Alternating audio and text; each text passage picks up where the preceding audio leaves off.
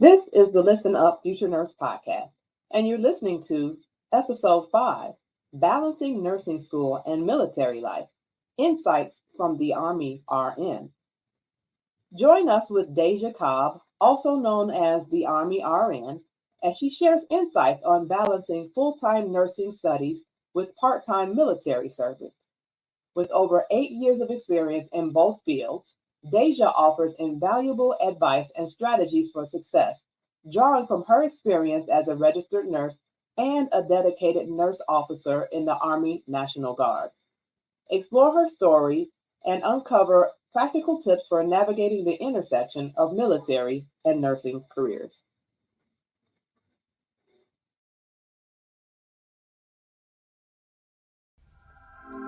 You're listening to an episode of Listen Up Future Nurse Podcast. Scan the QR code if you're watching, or click the link in the podcast show notes to get your virtual remote.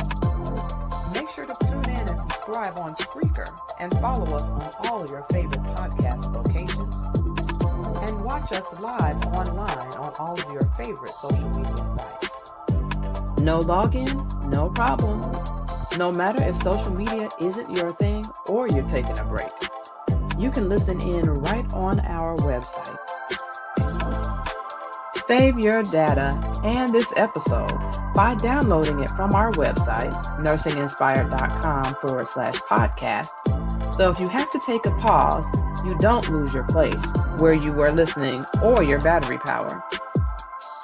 That'll also help our podcast rankings rise to the top. This podcast is hosted by Fallon M. Flowers.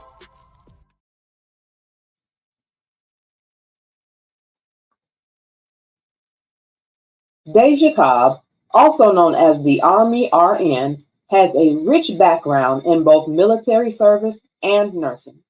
For the past 8 years, she has proudly served in the military, concurrently practicing as a registered nurse for the last 4.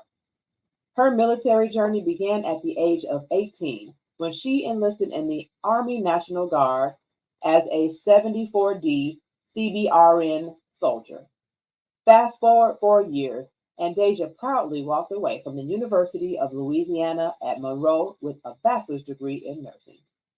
Transitioning seamlessly into travel nursing 1 year later, she ascended from the rank of E5 sergeant to a commissioned National Guard. Today, Daijah balances her civilian career as a PRN Float Pool Nurse, attending drill weekends once a month as a nurse officer. At 27, she stands as a registered nurse in the civilian world and a dedicated nurse officer in the military. While military service wasn't her initial goal, it unquestionably became, as she states, my best decision. What began as a means to navigate nursing school evolved into a journey that opened countless doors. Daijah is excited to share her insights and experiences with you as you embark on your own extraordinary path.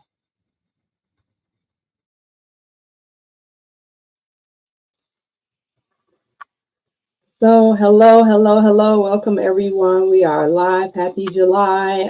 We are officially in summer, and happy early Independence Day. I am so beyond grateful to have with me Miss Daijah Cobb, the infamous Army RN. I have been following you on Instagram for some time, and you are doing some amazing things. I'm so glad to have you here today with me. Well, thank you for having me. It's a pleasure, and thanks for the introduction. Yes, absolutely. We definitely got to talk some about this background, and just really have to say, just thank you for your service, and up for being a nurse officer. I mean, here you are, not even at the age of 30, and so superb. Congratulations, and congrats to you for all your achievements and all of your hard work. Well, thank you, and thank you for the support. Absolutely. I'm so glad to have you. So I wanted to first know actually from you. Could you tell our listeners and viewers where you are tuning in from today? So I'm actually tuning in from Dallas. Dallas, Texas is where I currently live, but I'm originally from Louisiana. All right, all right. So y'all know, y'all better support y'all fellow folks. Okay, either way, if y'all from Louisiana or Texas, this podcast episode. Okay, and of course, anybody that's watching, y'all can see here any of my town folks from Chicago, Midwest. Come on, come through, y'all, and make sure that y'all share this podcast and everything, so that we can help those future nurses out there, so that they can hear more from the Army RN today. Okay, and so I wanted to jump into the first question that I have from you for you, and that is, can you tell us about some strategies that you may have developed that have effectively helped you to manage like your demands of working in nursing and also military at the same time? So I can say the biggest thing I had to learn was time management skills. There was literally no way I could have done this without managing my time properly. And it originally started back when I was in nursing school.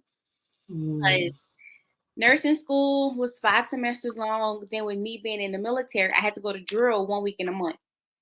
So I had to literally plan my studies around being in the military, going to school, working, and my drill sessions.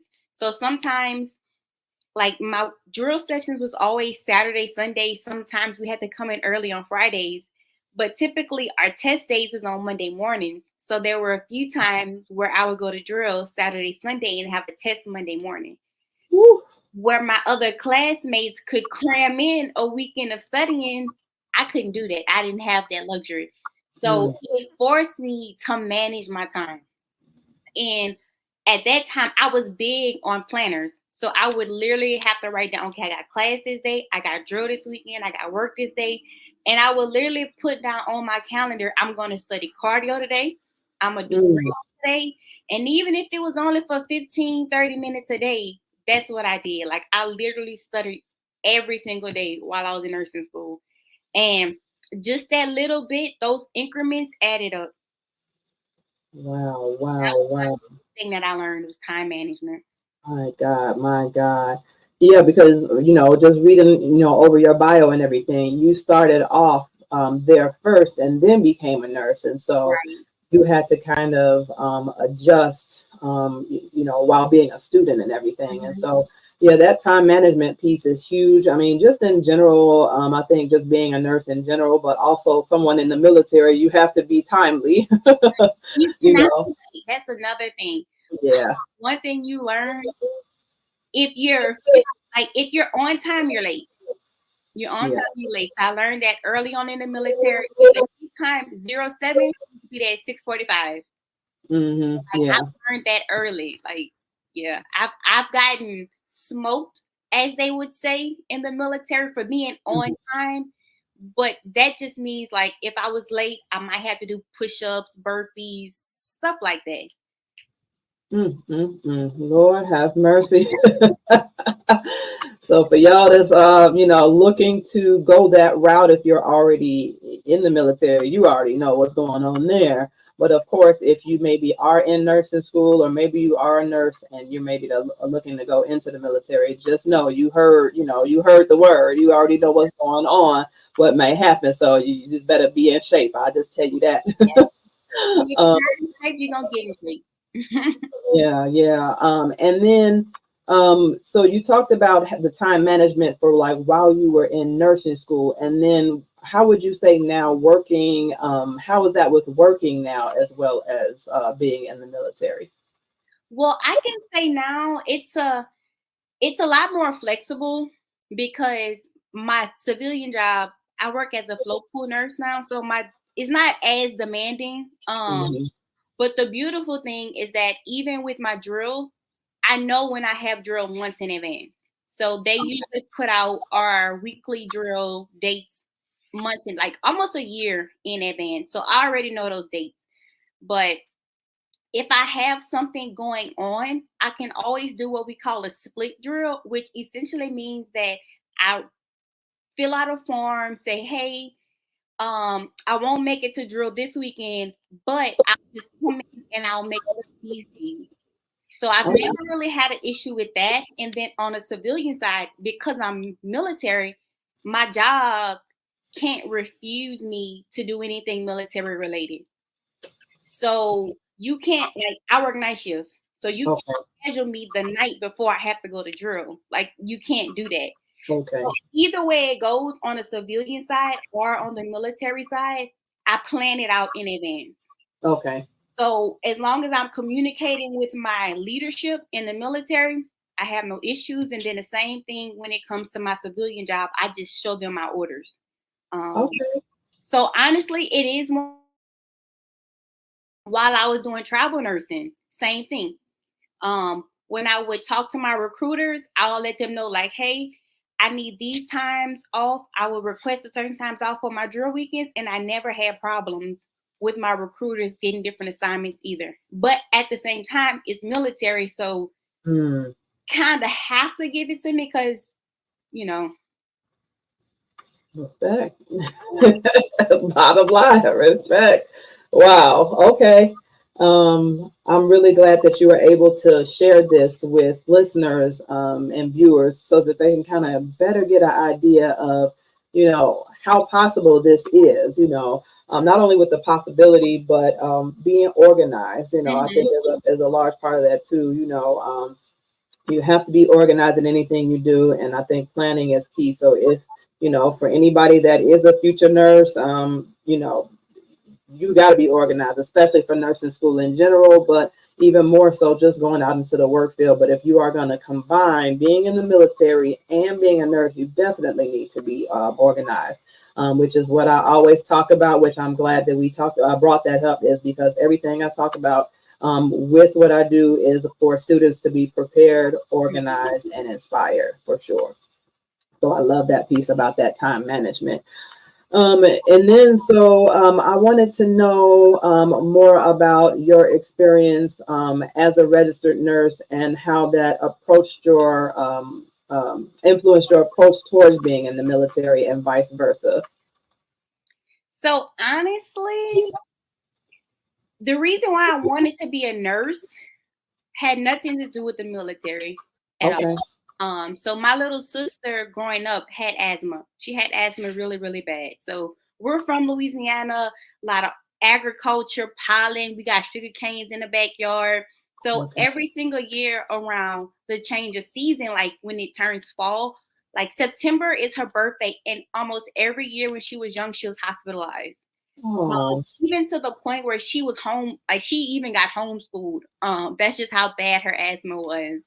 So that's how I got introduced to the medical field because of my sister. I was in the hospital with her a lot, and then every time, because she's only 2 years younger than me, and so okay. we went to the same elementaries in high school, and she was always best friends with the nurse because she had to take her asthma machine with her to take her breathing treatment. So that's how I got introduced to the medical field. Now, Wow. as far as the military side is, the military, I was just trying to get my tuition paid for. If I'm being completely honest, Hey. trying to get my tuition paid for it. That's it. My two older brothers at the time had just joined the National Guard, and they came back. I was a senior in high school at this point, and they were like, "Yeah, Daijah, because they'll pay for college, and you only got to go to drill 1 week in a month and 2 weeks out the summer." I'm coming from a single parent household. Mama got 4 kids, two older brothers, me and a little sister. So I already knew, like, Yeah. me to achieve what I needed to, I needed that supplement of income and support. So for me, the military was my way out.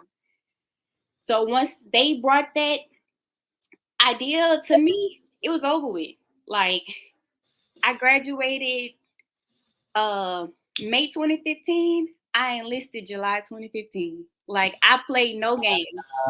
But You were I gone. didn't leave to go to the military until, when did I leave?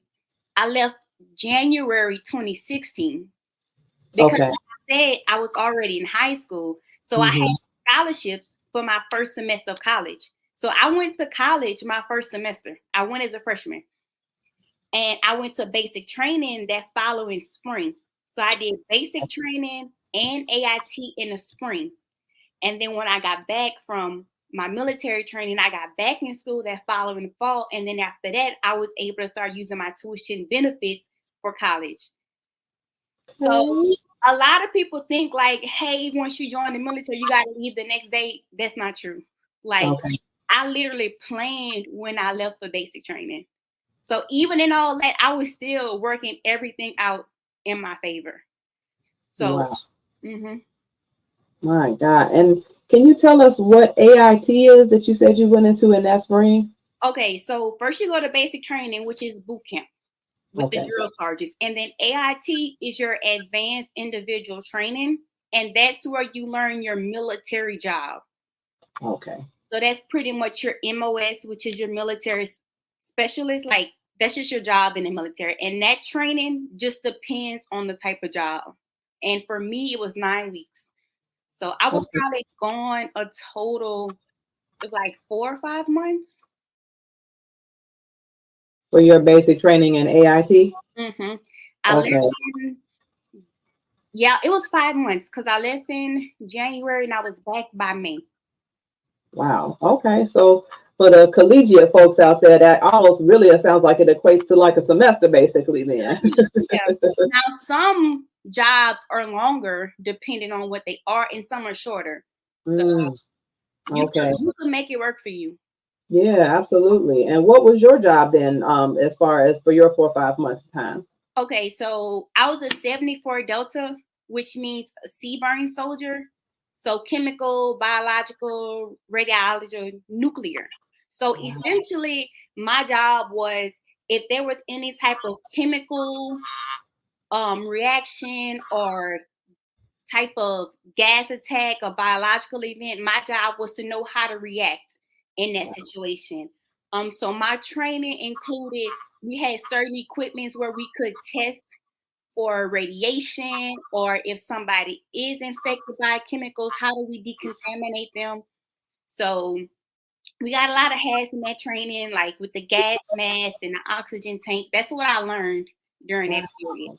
Now, I never actually had to use that experience in real life, but that's what we trained for. Wow. And how old were you doing? Were you 19 years old at the time? 18, turning 19, yeah. Oh my God. Yeah. Wow. That's some serious stuff right there. Wow, wow, wow. Well, I'm glad that you didn't have to use it, even though you know what you're doing with doing that. And so that almost makes me think, with that background, if you ever considered something like occupational health nursing, actually. No. Okay. Yeah, I always, that's just something I do. Sometimes I hear like people's backgrounds or other compassions and things, and I'm like, oh, what can you do with that in nursing? Because we got 90 something, almost over 100, specialties and stuff. So I always think of stuff like that. So you had both, you were doing both travel nursing while being in school, graduating and being in school and graduating, and then also now you're doing the float pool. So with the specialties that you were doing, were they pretty much the same that you were doing when you were doing travel nurses versus what you're doing now? Yes, I've been doing med surg the whole time. Okay. Okay. Okay. Awesome. Wow.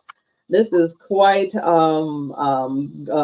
impressive background. I can really tell you, especially also the other thing is for you, what I really love is hearing how, you went right after it. You were like, look, we got to do what we got to do. It's 4 of us. I got to do what I got to do. You went right into it for military. And then once you graduated, then you went out into travel nursing, because sometimes there's that recommendation, or maybe even sometimes people will say, look against and say, oh, you're a new grad and you're going into travel nursing, there's kind of that side eye type of thing sometimes people are doing and everything, but you went out there and you did that, and you made it work for you. And then now you're doing float pool, which I think is amazing, because I think sometimes when people like look at influencers, or they read up on articles and watch videos and stuff on nursing, everybody just thinks about working at the hospital, 312s, and they're out, And I don't think a lot of people talk much about float pool. So can you tell us a little bit about your float pool experience? So honestly and truly, I love float pool. I enjoy it because for me, it's kind of like travel nursing in a sense. So my mindset with travel nursing is even if it's the worst assignment I ever have, I'm only there for 3 months. I could do 3 months and be out. So with float pool, I'm only on this floor for a night. So even if it's the worst floor in the hospital, I'm only here for a night. So I like it because it keeps me on my toes. Versus if I'm on the floor that I know every single night, it's easy to get into a routine, complacent. And I hate to say it like that, but sometimes you get a little catty with coworkers, get clicky. But as a float pool nurse, I don't have that. Hey, how you doing? I'm here to help. Tell me what you need, and I go home. You know what I'm saying? So I'm there for enough time to build a good relationship, but not enough time to get in your business in the drama of the floor. Yeah. So for me, I love it, and it keeps me on my toes because every floor is a little different. So I can't really get complacent, And you get the you're gonna get the worst patients. Honestly, I don't even mind it because at the end of the day, I'm here to help. And every hospital, every floor, you get the same patients that come in on a rotation. So if those staff nurses need a break from that patient, that's what I'm there for. And that's part of what I signed up for. So for me, I don't take it personal because I know I'm not coming back to that floor tonight, I know that's right. You almost kind of like the respite for nurses almost a little bit, let me come on in here and give you a little rest and help you out a little bit. And then sometimes I get real easy nights where it's like they don't want to give me the hard patients, So it just depends. It just depends. Wow. And comparing the two then overall in your, all of your time in nursing so far, would you say that you kind of prefer the float pool versus travel nursing? Honestly, I enjoy them both. I enjoy them both. And I'm still open to travel nursing. I actually want to get out to California. That's next on my to-do list. I already have my license. But I am still open to travel nursing, but I was traveling for 2 years and I just wanted a break, be close to home. So originally because I'm PRN Float Pool. So I just wanted a hospital to where when I come home, I could pick up shifts, but then I actually enjoyed it and they pay really well. So I'm like, you know what? I can stay here, but I'm still always open to a good travel assignment. Okay, good stuff. Well, I'm glad to kind of get your perspective because a lot of nurses and even future nurses, one of the things that they look at is things like travel nursing. That's like a buzzword now, especially after I think the height of the pandemic, people really were looking at, travel nursing all the time. But not many people really talk about float pool. So I'm so glad to have you here to not only talk about your experience, with being in the military, but also working in the float pool as well. And you want to know what's crazy is even when I was in nursing school, I didn't know nothing about travel nursing. I didn't learn about travel nursing until I became a nurse. Wow. Okay. That's what I'm saying. I mean, nursing is just so diverse, and it just really depends on what you've been exposed to in the past, the research that you've done. Some people, like you said, it's people probably listening right now that's like travel nursing, so that still haven't heard of travel nursing. And same thing with float pool, or even the possibility of being a military or Army RN as we have here today. So yes. I'm so glad for the representation because representation matters all day long. I'm going to continue to say that representation matters. I want to go to a quick commercial break and then we'll be back and we can dive a little bit more into some more of what you're doing as the Army RN. All right. Attention business owners. Are you ready to tap into the fast-growing market of the nursing community? Partner with us to showcase your products or services to this dedicated audience. Nursing programs, especially at HBCUs, educational programs like CNA, phlebotomy, and CPR, healthcare staffing agencies, and businesses focused on self-care and mental health support. If you're a business focused on providing solutions for the nursing inspired, our platform provides a unique opportunity to especially connect with future nurses eager to invest in their education and career. You could be next for a sponsorship advertising opportunity on the Listen Up Future Nurse podcast. Contact us at info@nursinginspired.com to learn more about advertising opportunities today. Do you remember that day you were sitting in high school and one of your instructors started talking about, it's time to start preparing your mind for college, thinking about where you want to go, setting goals for the test scores that you'll need to apply, the grades that you need to get while you're here, going on college tours, and making sure you apply for scholarships. That time it may have been new to you, but after a while, this is something you've heard time and time again. Not only from your guidance counselor, but probably every teacher you've had along the way. You already know. This is what they do when they talk about college prep. But did they teach you about the career that you wanted to pursue? You know, something more, something to get your career plans set more in motion.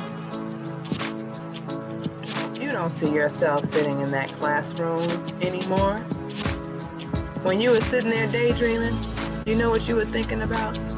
You were thinking about yourself sitting at the nurse's station at your local hospital, saving lives using the art and science of what nurses do. Go ahead and schedule your one-on-one discovery call today.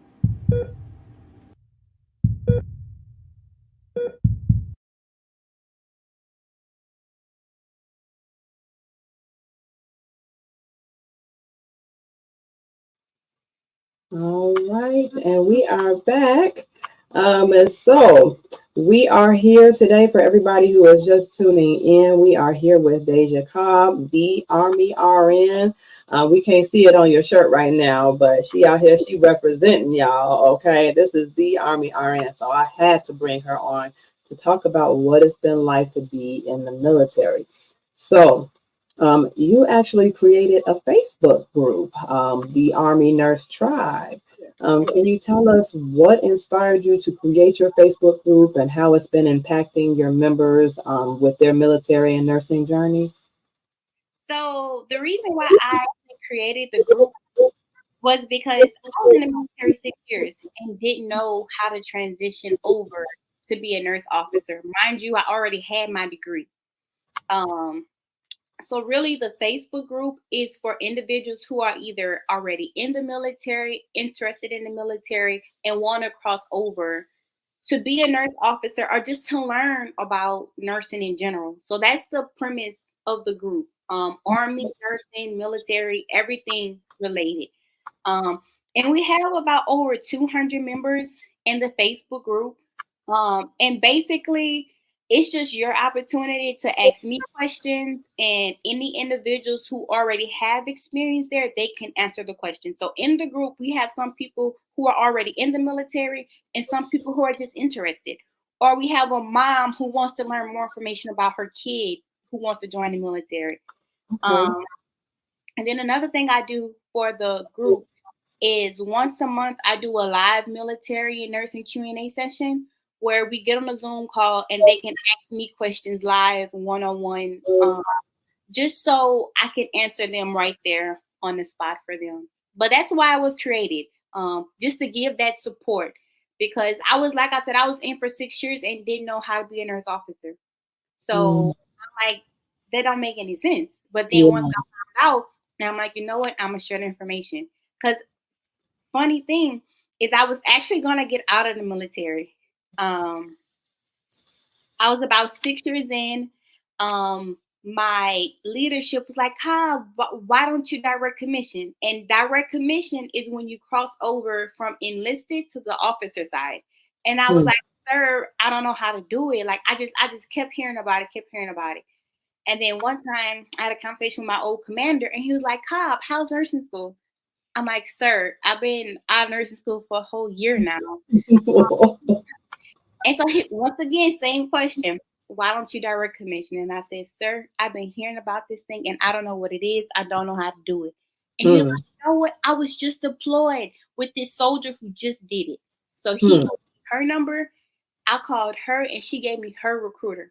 And after that, I spoke with that recruiter, started my package. 6 months later, I commissioned. And what's crazy is I commissioned a month before I was supposed to get out of the military. Wow. So that's why I'm still here. Because yes, I was CBRN. I was doing the chemical stuff. And I'm going to be honest, I didn't enjoy it. I was progressing in rank pretty fast. I was getting a lot of new soldiers. And I was just at the point where I wasn't enjoying my military career anymore. I felt like I just wasn't growing anymore. So I was going to get out. And personally, I feel like if the military is no longer serving you or you can't promote or progress, then it's time to leave. I didn't want to be that sergeant who was bitter and just here.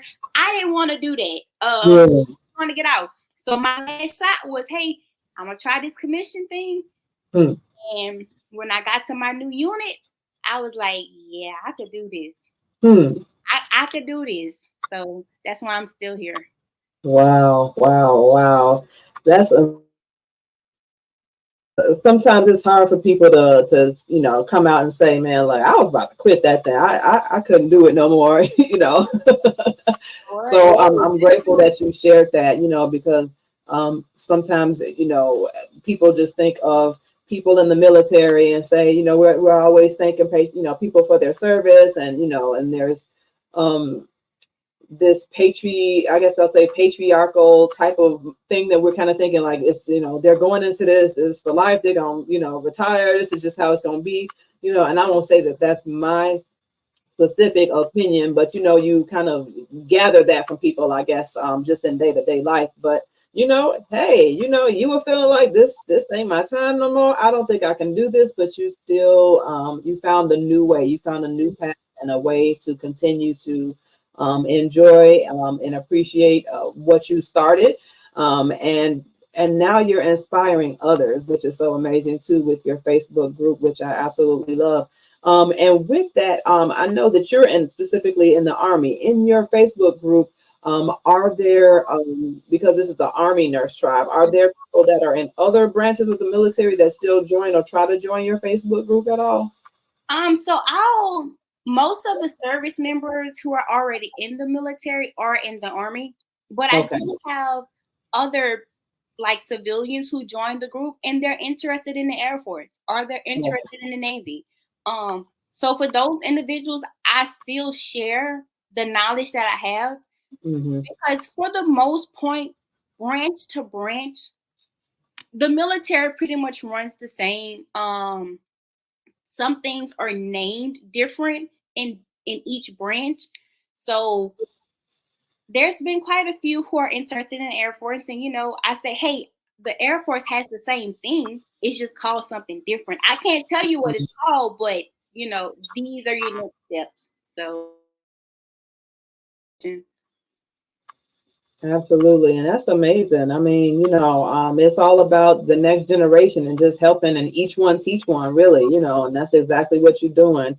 You giving back, you found a space in an area where you didn't know what to do, how to do it, didn't know anybody else that was doing it. And once you found your way, you were, now you're sharing with others, which is, an amazing thing to be able to do. That's, that kind of takes me back to when I actually started my clubhouse a couple of years ago. And I did that for a couple of years. It was my student support Sunday for Black pre-nursing students. And I was like, I was one of very few Black pre-nursing students when I was going through, the whole process. And I didn't know anybody really who was going through it. And when I did, we didn't have social media and all of the stuff back when I was going to school to come together in one place and talk. But I greatly appreciate being able to give back, just like what you're doing right now, and allowing for folks of the same, mindset and everything, and need to kind of come together and have a community, because we really need community, because we can't go at this alone. Absolutely. Nursing by yourself and then you add in military. Yeah. It's not easy. It's easy to get lost in the sauce. But you just gotta remember your goal and the reason why you joined, or the reason why you wanted to get into nursing school. You just can't lose sight. Because nursing school was hard for me. Like, I didn't pass every test, you know what I'm saying? But I still knew what I wanted to do. So even despite how hard it was, I just kept going. I just kept taking it until one day, hey, today I made an A, but you just keep going. Hey. If you gotta see your way out, do that too. I'm like kidding, but not kidding at the same time for the listeners and watchers out there, because that's what we say. For anybody who's not familiar, sometimes we'll say in nursing, related to nursing school, we'll say sometimes you got to see your way out. So if you get a C and you pass, hey, you made it. Absolutely. So you talked a lot about how organized you were and your time management skills were with being in nursing school and being a nurse. Would you say that you had any challenges at all transitioning between the military and civilian nursing and your roles between the two at all? I think my biggest transition was when I actually switched over from an enlisted sergeant to an officer in the military.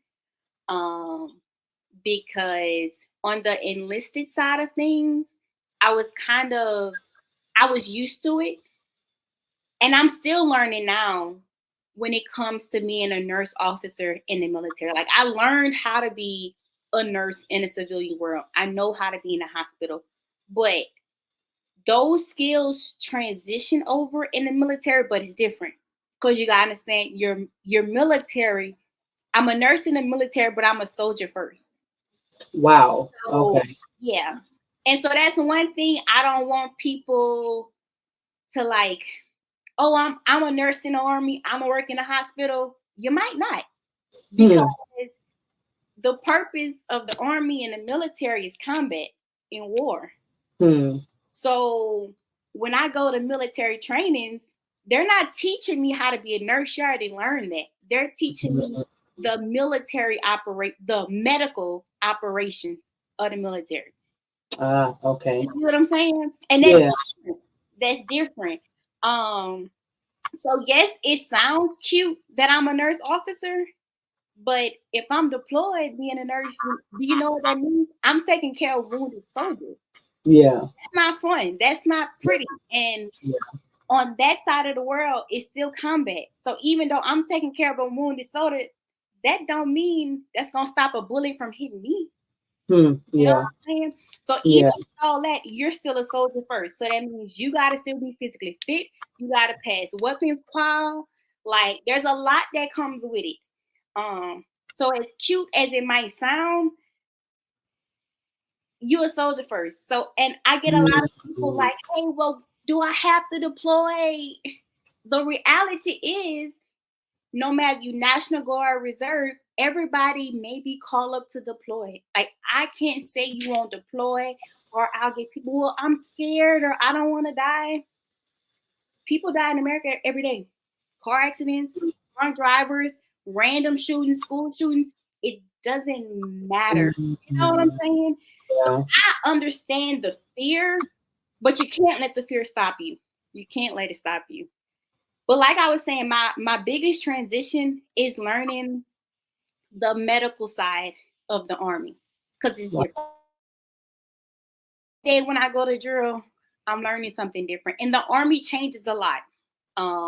This year is this, next year is something different. So you have to be very flexible and adaptable. Okay. Wow. Yeah, that's very eye-opening, especially with you talking about that fear part and not letting it kind of overtake you and just kind of keeping in mind those real, those real scenarios in which, hey, something can happen to us right here every single day at any point in time. So I think that kind of, I don't know, even though I'm way way too old to be going into anybody's military, that kind of, makes you kind of think about it differently, and kind of reduces that fear down even for myself, because I'm like, yeah, I'm nervous, uh, but that really helps to kind of bring that in perspective, but also with you kind of being real about, hey, that whole nurse officer, yeah, you hit a title, but let me tell you what's really going on here, and everything. And so um, for and I wanted to make sure I have a good understanding. So when you are have the title nurse officer, if you were not a nurse and you just remain in the military, for instance, if would you still be able to have gone from one rank then to officer? What do you mean? Is that, I guess, is that the very first? Because you said you had people that were kind of coming up under you, so I'm kind of, Okay. you know, Okay. So when you first join the military, you usually start off enlisted. So you have a couple different rank structures. So you have the enlisted who come in as private. okay, So it's like your E1, your E2s, your E3s, your E4. So from E1 to E4 are like your lower enlisted soldiers. Then you get to E5, and then you get into your sergeants. So when I came in at 18, I was a private. I was the lowest person on the totem pole. And then I moved up the ranks. Um, I was an E5 sergeant before what I did was called direct commission. Now, direct commission means you went from enlisted to officer. So when I came in on the officer side, I started off on the bottom of the podium of the officers. So I was an O1 officer. Now it's still higher than like an E5 sergeant, but I'm on the officer side. And the thing okay, about being an officer, you have to at least have a bachelor's degree. So okay, for my people who already have a bachelor's degree or a doctor's degree, you can get in the military as an officer and skip basic training and AIT.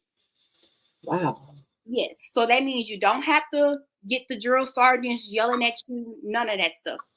And you wow, still get the benefits of having your tuition paid for. So this is very common, like doctors, surgeons, dentists. They'll join the military with their degree and their license. Um, and because they have so much time and like because they have so much experience in their civilian world as a doctor or a surgeon or a nurse, they'll actually move up higher than an O1. So potentially they can come in with more rank and more pay. wow, wow, wow.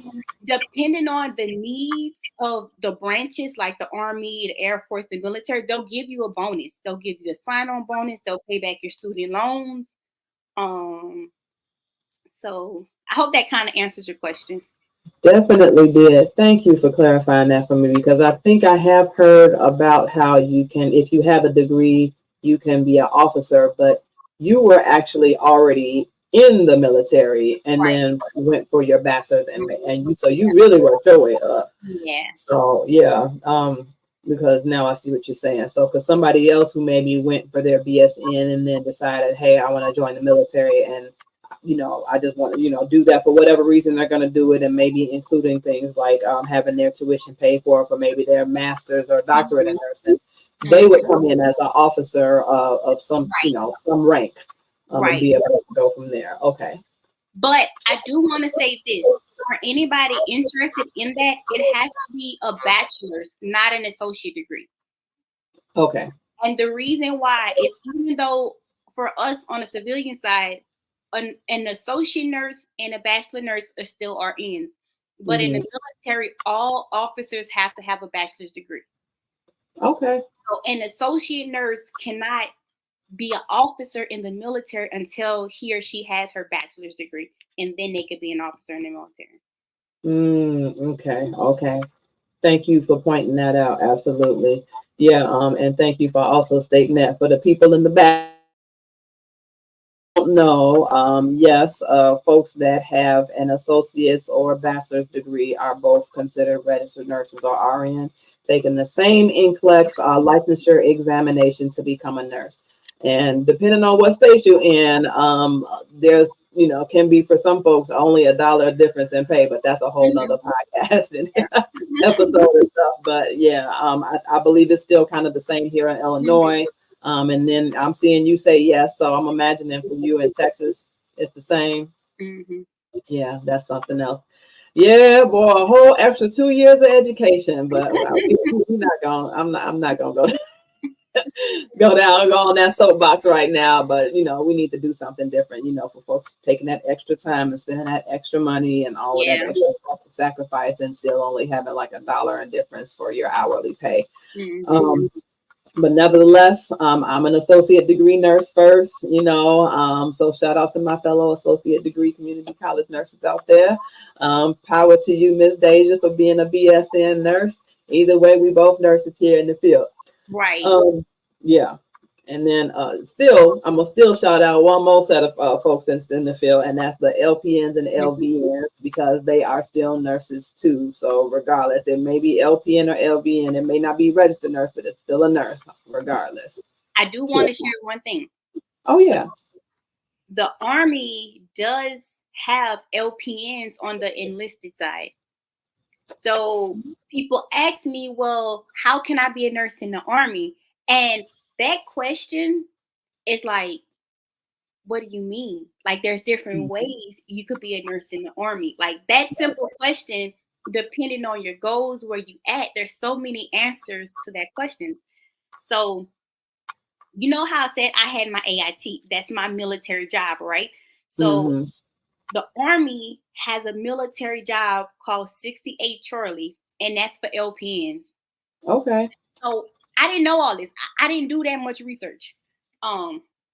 So when I graduated at 18, I could have picked 68 Charlie as my MOS, meaning my military job. Okay. So that means instead of me being gone for like 2 months, I might have been gone for a whole year. And after that year, I would have been an LPN. Wow. I'd have been an LPN. And then I'd have been an LPN in the Army. So if you want to join the military as a nurse when you first get in, that's really the only way to do it, because that's the only training that you actually get as a nurse. Now, we do have some programs where they help you transition to be a nurse officer, but like that's a whole nother story. But we do have LPNs in the Army, and they're enlisted. They're not officers. They work in the clinics, the TNC, stuff like that. But we do have LPNs in the Army. Wow, I'm glad that I gave that shout out, because y'all seen that. For those that's watching, that was considered a pill of wisdom. I mean, I've been learning a whole bunch. I don't know about y'all, but I have been learning a whole lot during this podcast episode. Wow, okay, that's really good to know. So somebody that's straight out of high school, then they can go into the military and become an LPN in the military, and then if they want, they can continue on further and get their associates or bachelor's in nursing and all of that. Yep. Okay, that's what's up. All righty. Okay, so we talked about a lot of different things when it comes to your journey and what other people can do. The last thing I guess I'll want to ask you about is, especially with you being a nurse officer. So for someone like yourself who has ascended this way, what lessons would you say that you have learned, and how would you apply that to both your civilian and your nursing life? One of the biggest lessons that I learned throughout this whole journey, I would have to say discipline, because even throughout nursing school, it was hard, but I stayed disciplined, and I just continued to do the right thing because I knew what to do. I didn't really second guess myself too much. And then as far as like on the nurse officer side of things, I'm still learning a lot. Because it's a lot. I don't know how else to say it, but just overall, I would just say discipline. Just discipline, yeah. Okay. Discipline is the biggest thing. Okay. And I love that because, you can't go about people's lives because nursing is a discipline in itself. And that's part of why we call it that. And you earn that license. That's for certain. You earn that education and that license. And even more so, you earn your status and your rank in the military, no matter what branch you choose. And you are not only responsible for your own life, but you're responsible for everybody that you are serving with and everybody that you're serving for. And so definitely discipline. I like that as your, thing that you would say that you learn the most in all of this. I have one last thing that I have been asking every my podcast guests and everything, and that is something called flip the microphone. And so I wanted to know from you if you had any questions for me. Okay. My question for you is, what got you into being a coach? So what guided me and still pushes my fire to guide me into being a coach is um, the social listening. So for those who are business owners and entrepreneurs, you know about this. So I have come across Facebook groups, for instance. I've come across articles. I've been in clubhouse rooms and all sorts of places where I see how students talk about picking a good school and the things that people are thinking is a reason to pick a school is not the best reason. We're seeing a lot of schools that are popping up that are taking advantage of the nursing shortage. And I mean, there are literally nursing schools in malls. I come to find out, like in Florida, for instance. These schools are popping up everywhere. They're mostly private schools, and they're taking people's time and money. And then they are not, fully preparing students to pass the NCLEX. And with that, these programs are closing down. So it could close down in the middle of these students being in the program, or it can close down after. So when they need their transcripts and their diploma, they can't apply for the NCLEX. They can't apply for jobs. And it's horribly heartbreaking to see the next generation be so eager to, join into our field, but then there's all these things that are going on that they have no idea what's going on. A lot of times I'll say you don't know what you don't know. Oh, mhm.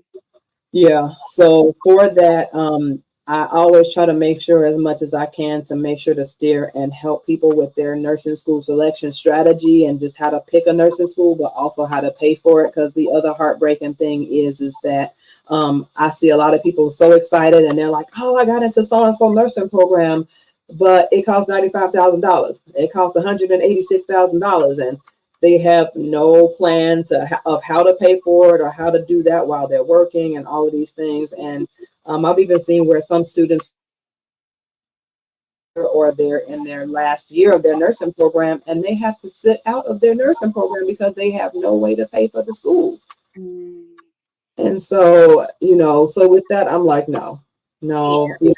with me being a nurse practitioner, my mind is always about going to the front of the line and kind of being more on the preventive end of things. And so, for me being a coach, I think that's the way that I can find to be more preventative or more proactive in what's going on out there so that we can make sure that we not only recruit more nurses into the field, but we retain them. Mhm. Mhm. So yeah, so that's my piece and I'm sticking to it. I really like that. Yeah. And you know what's crazy is that as a new grad nurse, you don't even think about all of that. You just Hmm. know, hey, this is a program. I like it. It look good, and it's presenting well on the internet. Hmm. You don't know to verify is it accredited, how to look up their NCLEX pass rate. You don't know to look up that stuff. So yeah. Yeah, yeah. We gotta tell it, and so I love the proactivity piece. So I try, if I can try to reach more high school students or more people that are kind of in their earlier part of their career, somewhere between 14 to 24, just because they likely have not used up all their financial aid yet and took all these classes that they didn't need and all of that type of stuff. And so it's like, hey, let's try to capitalize and try to use as much of the free available funds that are available to kind of help you in your journey to pay for this and everything. I love that. I love that. Mm. And like even with me, so when I joined the military, our state, so I'm in the National Guard, so it's state dependent. So for Mm. us in the Louisiana National Guard, our tuition was exempt. So like when I looked at my bill, like my tuition was basically waived, but I still had like fees and other stuff like that. But I was still getting financial aid. So Mm. yes, yes, ma'am. Mm. So a few times I was getting refunds back, and then when I moved to like the apartments on campus, that cost a little more, so I had to pay for that. But if there's a will, there's a way. And one thing that the military also did was that every single semester I had to like tell them what classes I was taking, and I had to maintain a certain GPA for the credit hours that I had. So knowing that, and I only had a certain amount, like my military benefits don't last forever. Like I can Mm. only use it for X amount of time. So Okay. that I could not play around. I could not play around because, like I said, I came from a single parent household. Mama got 4 kids, so I couldn't afford to play around with it. Whereas Mm. job, y'all partied every weekend. I didn't have that luxury. I did not have that luxury. So, as hard as it may seem that like I had a lot of stuff going on in college, but it was a blessing because it kept me focused. I finished in 4 years. I took a semester off and still finished in 4 years. I That's got good. classmates who started with me, graduated a semester or 2 semesters behind me. I Hmm. didn't fail a class. I might have failed the first test, but I Oh, never failed the class. So at the time, I didn't realize how hard it was because I physically didn't have no other option. Like I hmm. couldn't fail. I couldn't afford to fail. You know what I'm saying? Yeah. Yeah. So on the outside looking in, you are applauding me for my accomplishments and my achievements. But can I be honest with you? That was God. Like, I'm not gonna even hold you. That was God. Like, He took the wheel. Like, He completely took the wheel for me. From semester 1 to 3, I'm seeing it out. I'm getting C's all the way through. But Hmm. I just never stopped studying. And then finally got to semester 4. First test of the year, I made a 92.8. I was like, Yeah. it's finally making sense. It just took that long for all the dots to connect. So I want to Mhm. say this to all my future nurses: do not get discouraged. It may seem like I'm studying so hard and it's not working. Keep studying. It just hasn't clicked yet. And when it clicked, I was like, that wasn't even that hard. But yeah, but a semester ago, I wanted to jump up. I was stressed. I was, Right. but you just gotta keep going because you never know when it's gonna click. And when it click, it's you you got it. So Wow. I just want to say that to my future nurses. Keep going. Yeah. Don't stop. Even when it's hard, just keep going. Oh my God. Amazing, amazing, amazing. Yes. That I think that definitely seals the deal. So I love that encouragement. Thank you so much for this, this interview today. This has been incredible. Thank you for inspiring the next generation of nurses, but also any future Army RNs or anybody that's going just into the military. Either way, thank you again for your service. Again, happy early Independence Day and 4th of July. Did you have any closing thoughts that you wanted to share, how we can follow you, reach you, or any announcements or anything? So first of all, thank you for having me.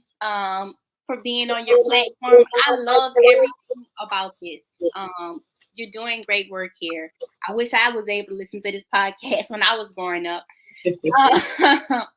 But you can follow me on social media, the Army RN, TikTok, Instagram, YouTube. You can connect with me there. And also, if you haven't already, you're interested, I have a Facebook group called Army Nurse Tribe, and you can join our Facebook group, and you'll be able to stay connected with everything. All right. Well, y'all heard it. Y'all heard it. Thank you so much again, Miss Daijah. Yes. All right. Well, you have a great one. Thank you for joining, and thank you everyone who was listening and watching. We'll see you all the next time.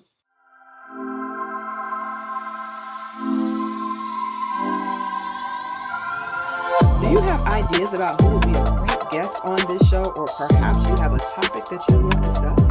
Let us know. Send me an email at info@nursinginspired.com or text at 773-609-0649. What a great episode. Nursing Inspire family and visitors. Did you know that this podcast has a supporters club? By becoming a supporter of the show for just $7 a month, you can play an active role in helping me to continue producing the content that you love. You can also consider making a one-time donation by donating something like 5, 10, 15, 20, 25, 30, 35, 40, you know the rest, to support everything that I'm doing just in general with Nursing Inspired. When I go to vendoring events and exhibitor events, and I give away giveaways to the youth and have raffles and different things like that to inspire the next generation. So either way, if you would like to support through the Supporters Club for $7 a month, or in other ways, we got a Cash App, y'all. And then for students that are interested in becoming a coaching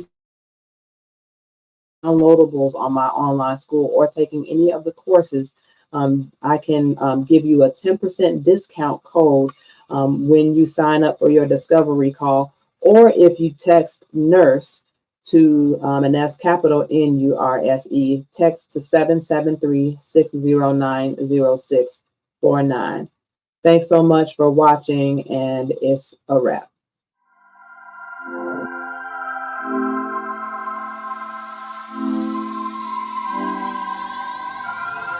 All right, it's a wrap. Make sure to watch us live, listen to your favorite podcast locations, leave us a review, or if you'd like to reach out to support this podcast, reach out to me as a speaker, or sign up for coaching, please use your virtual remote. You can give us a review on your favorite place to listen or watch this podcast, such as Google, Yelp, or Trustpilot, and you can reach those from the virtual remote as well by scanning the QR code on the screen or by visiting bit.ly/FutureNursePodcast. Love what we're doing and want to create live streams like this? You can access the sign-up referral link in the show notes for StreamYard.